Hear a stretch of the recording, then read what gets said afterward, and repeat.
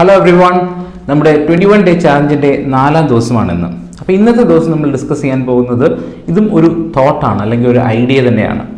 Civil service preparation എന്ന് പറയുന്നത് ഒരു മാരത്തോൺ ആണ്, അതൊരു സ്പ്രിൻ്റ് അല്ല. ഇതാണ് ഇന്നത്തെ ഐഡിയ. അപ്പോൾ എന്താ അതുകൊണ്ട് ഉദ്ദേശിക്കുന്നത്?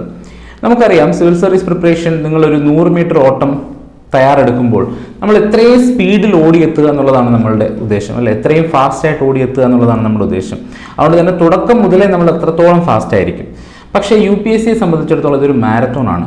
വളരെയധികം ദൈർഘ്യമേറിയ സമയം ഇതിനുണ്ട്. അപ്പോൾ അതുകൊണ്ട് തന്നെ ഇത്രയും ഒരു പ്രോസസ്സ് നമ്മൾ കടന്ന് പോകണമെന്നുണ്ടെങ്കിൽ നമ്മൾ കുറേ ടൈമിലൂടെ കടന്നു പോകേണ്ടതായിട്ട് വരും. അപ്പോൾ വളരെ സ്ലോ ആൻഡ് സ്റ്റഡി ആയിട്ട് തന്നെയായിരിക്കണം നമ്മുടെ പ്രിപ്പറേഷൻ. ഇപ്പോൾ ചിലപ്പോൾ പല ആസ്പിരൻസിനും സംഭവിക്കുന്ന ഒരു പ്രശ്നം എന്താണെന്ന് വെച്ച് കഴിഞ്ഞാൽ, ആദ്യം തുടങ്ങുമ്പോൾ തന്നെ ഈ ആരംഭശൂരത്വം എന്നൊക്കെ പറയുന്നത് പോലെ ആദ്യം തന്നെ 8 മണിക്കൂർ 9 മണിക്കൂറൊക്കെ പഠിക്കാൻ ശ്രമിക്കും.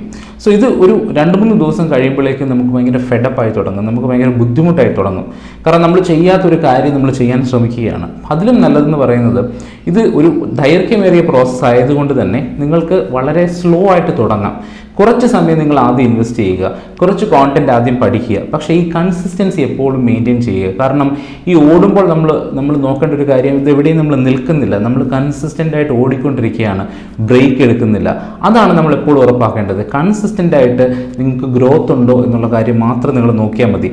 സോ ആ ഒരു ഗ്രോത്ത് നിങ്ങൾ ഉണ്ടാക്കിയെടുക്കാനായിട്ട് ശ്രമിക്കണം. നിങ്ങളുടെ ഈ ഒരു യാത്രയിൽ, ഈ ഒരു UPSC സിവിൽ സർവീസ് ജേർണിയിൽ ഈ ഒരു സ്ലോ ആൻഡ് സ്റ്റഡി പ്രോസസ്സ്, ആ ഒരു ഗ്രോത്ത് നിങ്ങൾ എപ്പോഴും ഉറപ്പാക്കാനായിട്ട് ശ്രമിക്കണം.